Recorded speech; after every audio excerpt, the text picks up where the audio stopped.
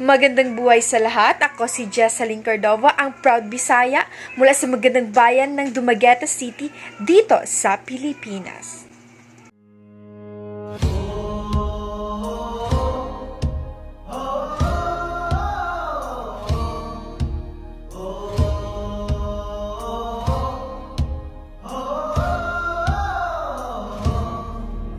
Ipanumpa kong ditikabian ug pagahuktan ko ang tanan.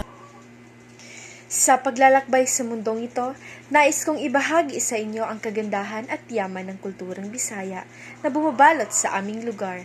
Tara't samahan niyo ako sa paglalakbay sa mundong puno ng kulay at saya ng kulturang Bisaya.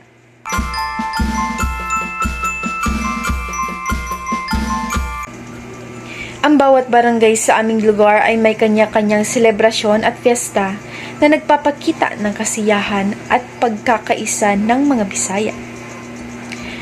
Ang Sinulog Festival ay isa sa mga piyesta na ipinagdidiriwang ang mga kabisayaan at marami pang ibang mga makukulay at masasayang pagdiriwang na nagpapakita ng aming pagiging masigla at makulay na kultura.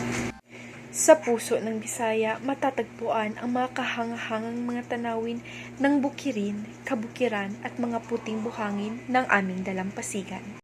Padapataka, daing ibang mumuyahon kundi ikaw. Papadabaon taka, sagod pa man.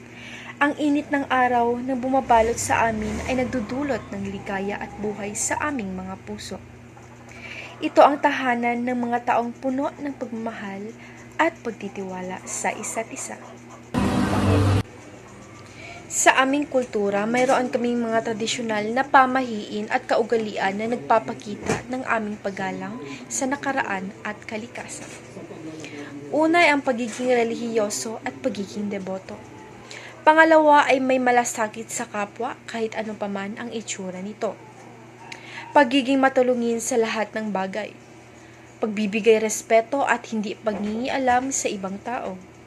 Pagiging maasikaso sa panauhin, makakalikasan at pagiging masayahin. Ang aming kultura ay nabubuhay sa masasarap na pagkain na nagmula sa sariwang isda, prutas, gulay at iba't ibang uri ng kakanin.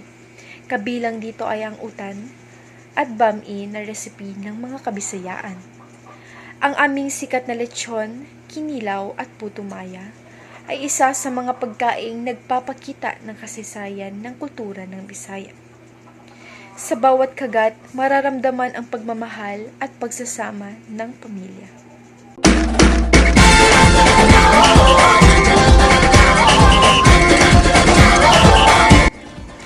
Sa aming lugar, matatagpuan ang masisipag at masisigasig na mga manggagawang Bisaya.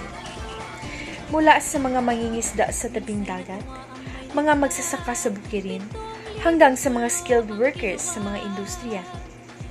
Ang bawat isa ay nagtatrabaho ng may puso at dedikasyon. Ang kanilang mga trabaho ay hindi lamang para sa sarili kundi sa buong komunidad.